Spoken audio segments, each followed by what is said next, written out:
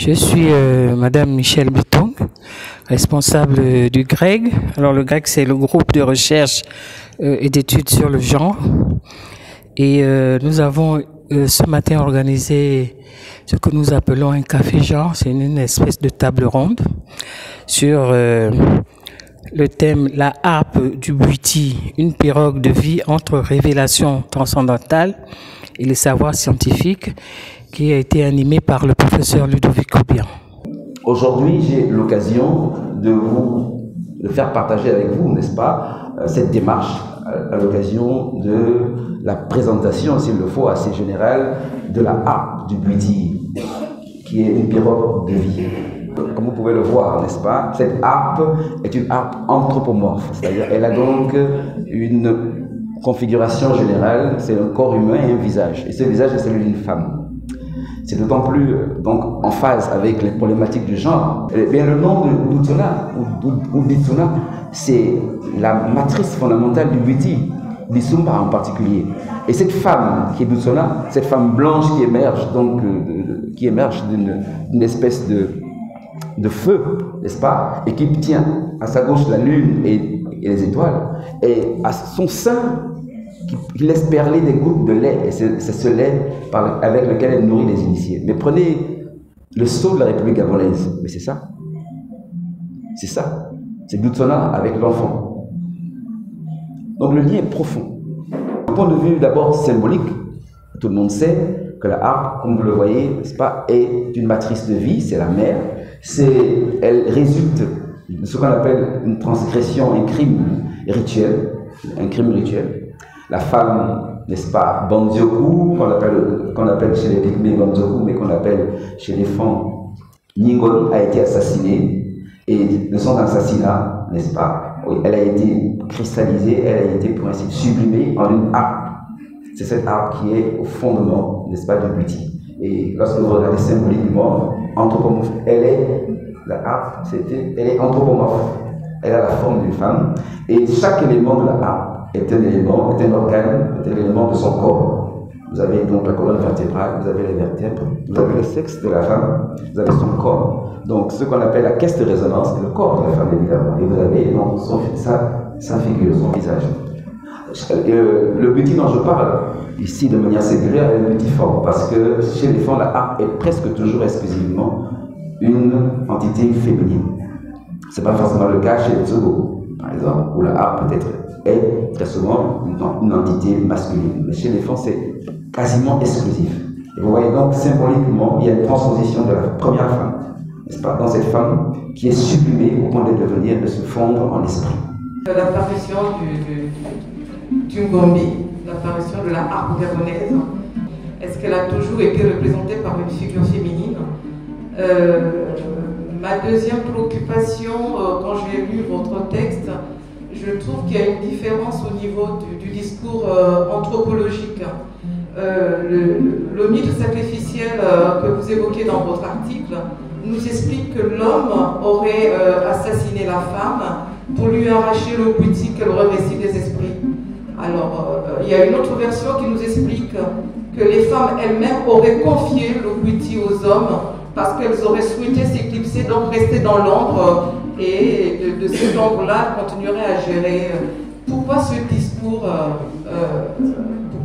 pourquoi, même si le point commun reste le Bwiti que les femmes détiennent, très bien, mais pourquoi cette différence au niveau du discours anthropologique? Je suis Massango Demi-Mongo. Le Bwiti fait partie de ma tradition. Le Bwiti n'a jamais été une trouvaille des femmes. Ce sont les hommes qui sont à l'origine du Bwiti. Mais pourquoi alors une figure féminine dans un rite qui est pratiqué uniquement par les hommes? Pourquoi la figure féminine? Et cela va intervenir, ou alors l'explication que nous donnons dans le Bwiti Ndia que nous pratiquons au niveau de Dambouni, au niveau du sud du Gabon. Pourquoi une représentation féminine? Il s'agit d'une femme qui avait défié publiquement les hommes. Et on n'avait jamais vu cela dans la société. et au nom d'un pouvoir phallocratique, parce que l'homme cherche toujours à se poser, eh bien, il avait été blessé dans son amour propre, que ce soit une femme qui ose l'humilier publiquement. Et donc, les hommes se sont concertés, ils ont attrapé cette femme et elle a été égorgée vivante. Et à partir de ce moment, pour symboliser son audace d'avoir affronté la gente masculine, pour symboliser son courage, eh bien, on a décidé de représenter la harpe avec la tête de cette femme. Le trou que vous voyez plus bas symbolise le sexe de cette femme. Ce trou qui, en même temps, joue sur l'intonation des cordes. Donc, je vais m'arrêter là pour ne pas aller plus loin, sinon je trahis le secret. On évolue dans maintenant cette relation à la vie, en prenant en particulier la culture femme. Vous savez qu'il y a eu ce qu'on appelle une campagne anti-superstitieuse dès lors qu'il y a eu une colonisation. Cette campagne anti-superstitieuse qui s'est produite un peu partout avait pour objectif, n'est-ce pas, d'éradier tout ce qui relevait des cultures fondamentales, en particulier chez les femmes. Et vous savez que chez les femmes, la culture fondamentale était cristallisée par ce qu'on appelle le biri. Et le biri, c'est ce qu'on appelle le culte des ancêtres. Ce culte des ancêtres était vraiment le culte central des femmes, parce que les femmes sont une société dite segmentaire et qui repose donc sur le lignage paternel. Et ce lignage paternel il reste, n'est-ce pas, matérialisé par la relation à des reliques. Et ces reliques étaient en particulier des ossements qui étaient pour la plupart ossements de la tête. On les conservait et il était possible, en fonction des circonstances, d'accéder à ces reliques. Ces reliques étaient détenues par un patriarche. Pour le conserver, les femmes ont transplanté le biri dans la harpe. La harpe est devenue une sorte de conservateur du biri. Le biri n'est pas mort, mais le biri s'est simplement transféré dans la harpe. Et dans les premières harpes, il y avait des figures de biri. Ce n'était pas une figure de femme comme celle que vous voyez là, mais c'est des figures de biri. C'était l'exemple type de la transposition. Donc, en fait, la société femme, pour se protéger, pour conserver ce qu'elle avait de plus fondamental, a choisi la harpe. C'est là, vous voyez, un acte de protection absolue qui prouve encore une fois que la harpe est une période de vie. La harpe a été le conservatoire de la culture femme. Si les femmes ont résisté à l'agression de la culture occidentale, si les femmes ont résisté à la persécution, et il y a une véritable persécution, ceux qui connaissent l'histoire de Biri savent qu'il y a eu des morts de Biri, il y a eu des martyrs de Biri. Eh bien, c'est parce qu'ils ont pu transposer dans la harpe ce qui était fondamental dans le Biri. Et donc, même si on peut avoir le sentiment que le Biri a disparu, ce qui n'est pas une évidence, eh bien, le Biri continue d'exister à travers, en particulier, la musique de l'harpe. Pourquoi la société femme serait-elle partie d'une figure reliquaire masculine, donc du Biri, pour une figure féminine? Est-ce que ce n'est pas là une sorte de syncrétisme avec la figure religieuse de la Vierge Marie chez les chrétiens? La société femme, société d'hybridation, de syncrétisme, est une société aussi d'ouverture. C'est une société extrêmement ouverte, malgré tout ce qu'on peut penser. Elle accepte. Les crises femmes sont des crises naissent justement de ce que le femme a de grandes difficultés ou quasiment l'impossibilité de rester figé. Il est en perpétuelle quête, en perpétuel demande. En perpétuel demande. Et il n'a pas peur d'affronter l'autre. Je pense que c'est à ce niveau, c'est ce que nous devons aussi retenir de cette relation harpe. Ça veut dire que oui, il n'a pas peur de prendre ce que le blanc croit lui avoir apporté. Mais attention, il se l'approprie et lui donne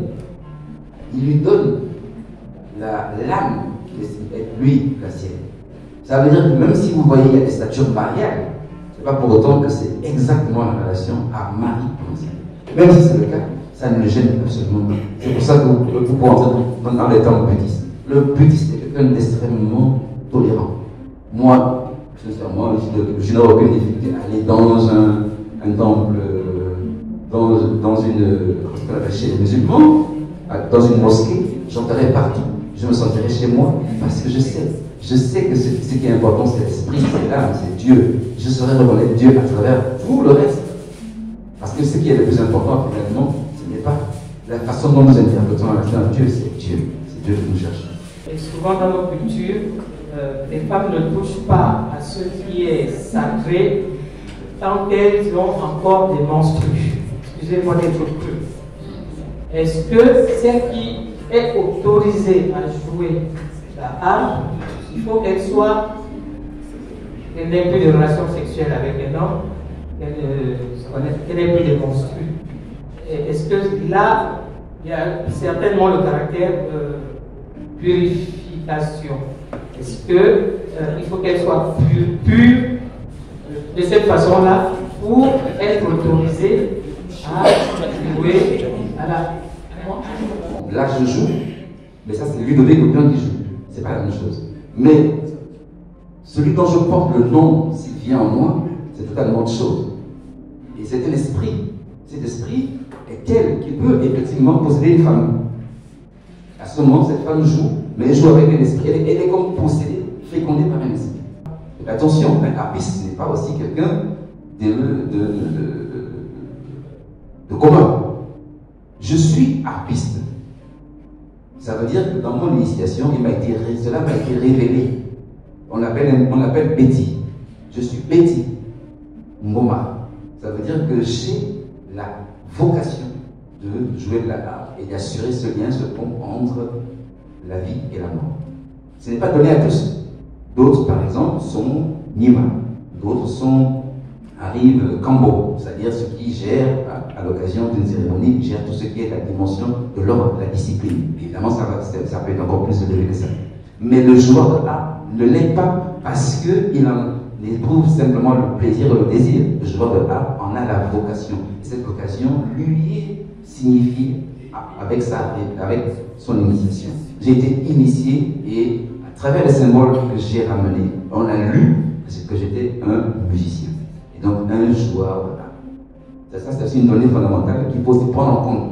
Vous voyez ainsi une superposition qui peut être dramatique entre la vision occidentale de la musique, de l'instrument, et la vision africaine, qui est une vision beaucoup plus de l'ordre du sacré, alors que là nous avons une vision de l'ordre du profane. Tout le monde peut jouer. Vous voyez, on peut mettre en place un conservatoire et inviter des filles à jouer, elles vont jouer de la harpe. Est-ce qu'elles en ont vraiment la sève? Est-ce qu'elles vont rendre ce qui est de l'ordre de la volonté de l'esprit?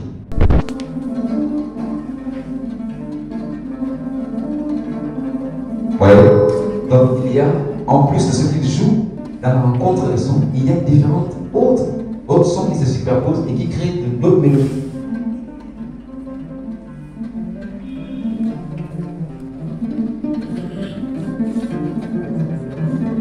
Et c'est ce son caché quasiment qui est la voix de l'esprit. Celui qui sait écouter la harpe, sait écouter, et à ce moment-là, il est capable même de produire, André, ce qu'on appelle une transposition d'ordre linguistique par ce qu'on appelle la tonologie. Là, en fait, c'est la seule moment que l'instrument parle. L'instrument parle réellement.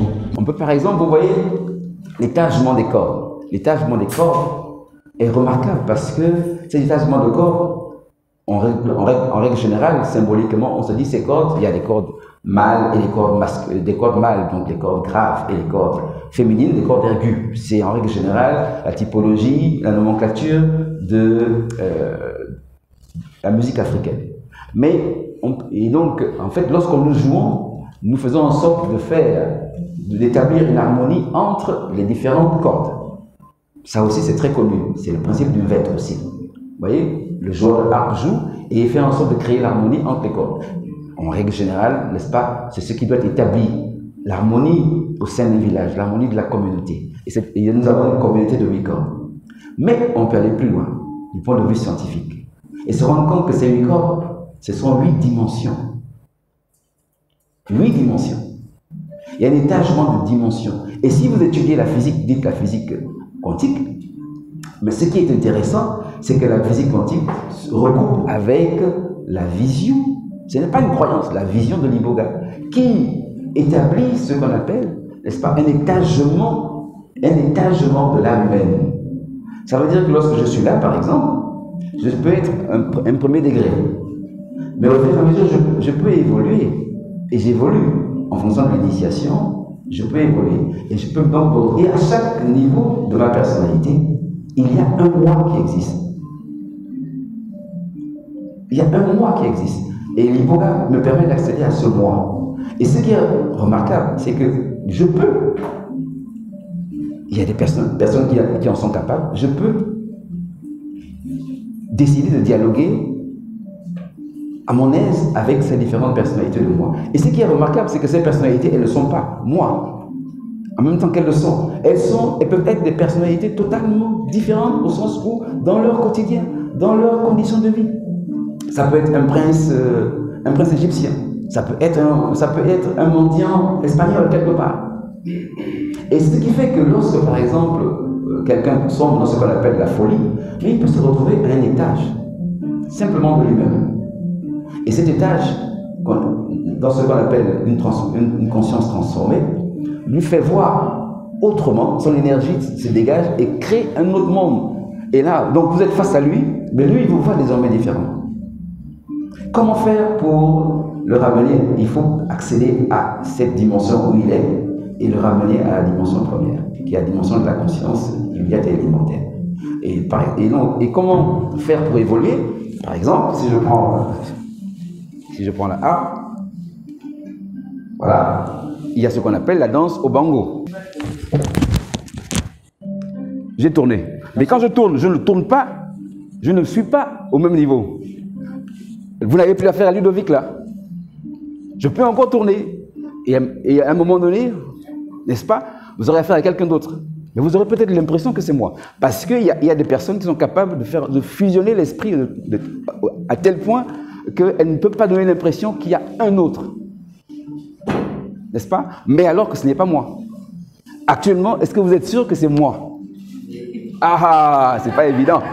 C'est pas évident que ce soit moi. Avec les yeux des profanes. Ah, voilà. Voilà. Mais voilà, ce qui se passe en règle générale, c'est que pour être soi, il y a une transformation. Très souvent, il y a ce qu'on appelle une possession, une transe. Il y a des gens dont l'esprit est tellement, pour ainsi dire, distancié de soi, qu'on voit bien la différence. Mais il y a des gens pour qui la relation entre les esprits, entre les moi différents est tellement fusionnelle que vous ne pouvez pas faire la différence. Voilà. Donc, on va conclure. Et, vous voyez, cette relation à la physique quantique est fondamentale dans le sens où, aujourd'hui, elle nous permet d'évaluer une nouvelle direction de la vie. Ça veut dire que nous vivons, mais nous vivons à plusieurs. Nous sommes à la fois plusieurs. Nous sommes plusieurs. Et la app l'indique. Donc ça veut dire que vous pouvez, vous êtes capable, si vous le souhaitez, de vous mettre en relation avec ces plusieurs en vous et de mener alors une existence qui serait une existence. Vous imaginez à quoi ça peut conduire. Je ne sais pas si vous réalisez bien. C'est tout le sens de la vie qui peut tout d'un coup s'élargir et s'ouvrir au maximum. Et là, ce n'est pas une question d'idolâtrie, ce n'est pas une question de fétichisme, ce n'est pas une question de diabolisme, c'est simplement une question de la vie, c'est la vie.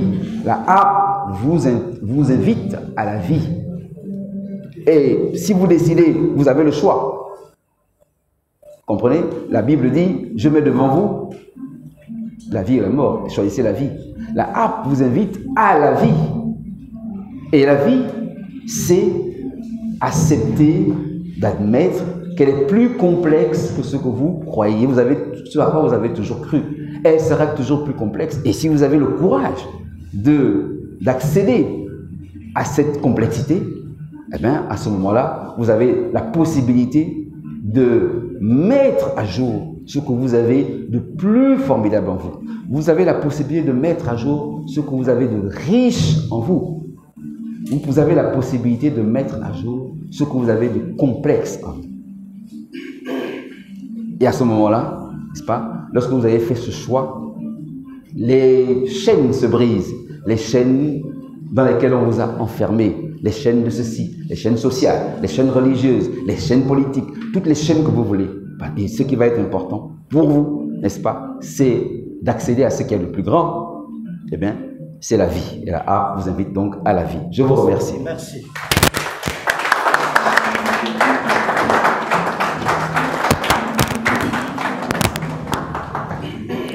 Il nous a un peu fait voyager. Tout à l'heure, dans le titre, vous voyez bien la pirogue. Donc ça suppose un petit voyage sur la mer, sur l'eau. Il nous a fait voyager dans le monde métaphysique avec la harpe qui nous a montré que c'était un instrument, un réceptacle de savoir, de connaissances qui est à notre disposition mais dont nous ignorons l'existence. Et au-delà de ça, nous, l'aspect qui nous intéressait, c'était l'aspect qui a trait aux questions de genre. Et on a appris que déjà la harpe avait une figure, était représentée par une femme. Et cela implique, entre autres, qu'il n'y a pas de limite, il n'y a pas de barrière entre l'homme et la femme. Et c'est un peu ce que nous défendons au niveau du grec. On montre qu'il y a comment dirais-je, un syncrétisme, dans l'activité de l'homme et de la femme. Vous êtes sur Maslek Info.